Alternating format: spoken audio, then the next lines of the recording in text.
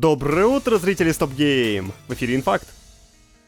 Sega и Ryoga Gotoku Studio провели презентацию, где показали свою следующую игру, новый трейлер экранизации Like a Dragon Yakuza и напомнили о грядущем Switch-порте Yakuza Kiwami. Трейлеры экранизации и порта можете найти в заметке на сайте, да и в инфактах о них было достаточно. А вот про гавайских мафиозников давайте расскажу. Like a Dragon Pirate Yakuza in Hawaii — спин-офф, посвященный похождениям Гору Мадзимы на Гавайских островах. Персонаж впервые в серии станет единственным протагонистом в игре. Команда отошла от RPG жанра, поэтому нас ждет приключенческий экшен. Судя по всему, сюжет Pirate Yakuza in Hawaii разворачивается сразу после событий Like a Dragon Infinite Wells. Бешеный пес Шимана оказался на пляже острова Рич, где встретил доброжелательного мальчика и его питомца-тигренка. Одолев местного капитана, Гора завладеет кораблем и отправится в плавание, чтобы вернуть утерянную память. По словам продюсера Рёске Хури, за всеми странностями в проекте скрывается самая настоящая драма и захватывающий экшен, свойственный играм серии. Дизайн персонажей отличается от предыдущих частей сериала. Битвы более динамичные и подчеркивают уникальность протагонистов. Более того, во время стычек разрешено прыгать. Проект выйдет 28 февраля на ПК, PlayStation и Xbox. Заявлен текстовый перевод на русский язык. За оформление предзаказа вручат Ичибана Касугу в качестве члена экипажа, его наряды и питомца-лобстера Нэнси.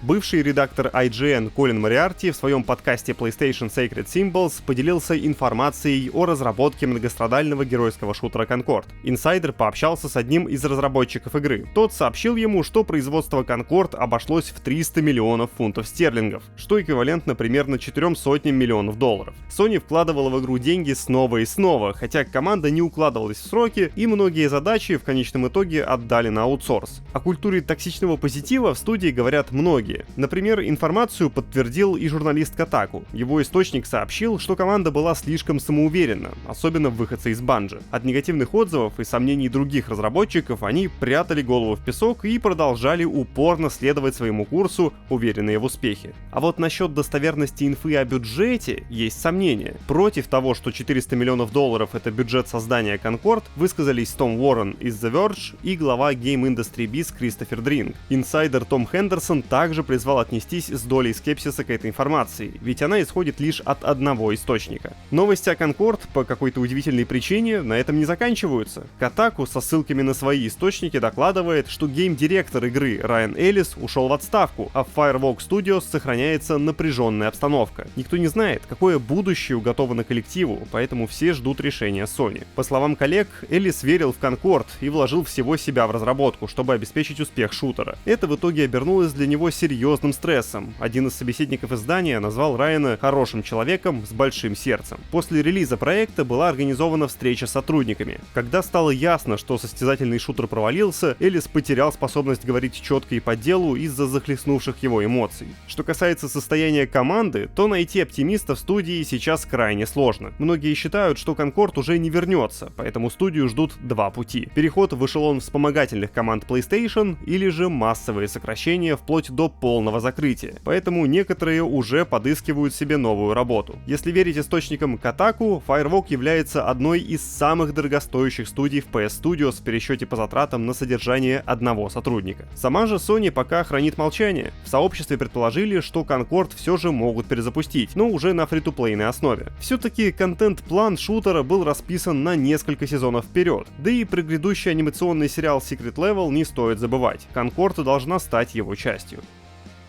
Новость о другом провальном проекте. Глава Krafton Чан Хан Ким побеседовал с порталом Game Developer и обсудил с журналистами много разных тем. В том числе он поделился своими впечатлениями от работы над The Callisto Protocol. Цитата. «The Callisto Protocol — одиночная сюжетная игра, которая выглядит просто потрясающе. Однако суть любой игры — это геймплей. Геймплей должен быть превыше всего. Вот чему я научился в случае с The Callisto Protocol. У вас может быть самая распрекрасная игра на свете, но если в ней нет изюминки, если она не отличается от конкурентов, то ничего не выйдет. я в этом убедился», — сказал Ким. Лишь после релиза The Callisto Protocol бизнесмен понял, что Krafton и ее студии стоило действовать иначе. По его мнению, надо было позволить Striking Distance Studios больше экспериментировать на раннем этапе производства. В конце беседы он поведал, что сейчас издательство решило пересмотреть стратегию. Теперь оно хочет сосредоточиться на более оригинальных релизах. Ким понимает, что засиживаться на успехе PUBG Battlegrounds нельзя. Корпорации необходимо вкладываться в новые идеи, создавать новые IP. В этом отношении главу компании очень воодушевили успехи Helldivers 2 и Palworld. ПК-версия Star Wars Jedi Survivor недавно получила крупный апдейт, призванный повысить производительность. Эксперт Digital Foundry Алекс Баталия изучил патч и пришел к выводу, что играть в выжившего все еще неприятно. Respawn Entertainment наконец починила компиляцию шейдеров и оптимизировала игру. Однако DLSS все еще глючит, а проблема неравномерного чередования кадров решена лишь частично. Итог неутешительный. По мнению специалиста, игра сломана на фундаментальном уровне. Обновление сгладило часть изъянов, но этого мало. Компьютерную версию даже с натяжкой нельзя назвать качественной. Напомню, что 17 сентября Star Wars Jedi Survivor появилась еще и на PlayStation 4 и Xbox One. Похоже, ремейк Metal Gear Solid 3 Snake Eater все же получит официальный перевод на русский язык. Великие и могучие теперь значатся в списке поддерживаемых локализаций на странице игры в Steam. Если верить базе данных SteamDB, соответствующее изменение было внесено 20 сентября. Тогда же авторы убрали плашку о возможности поделиться игрой через семейные группы.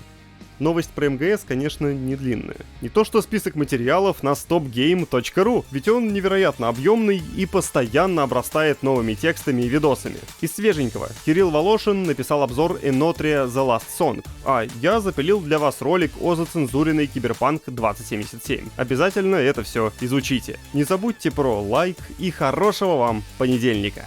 Пока!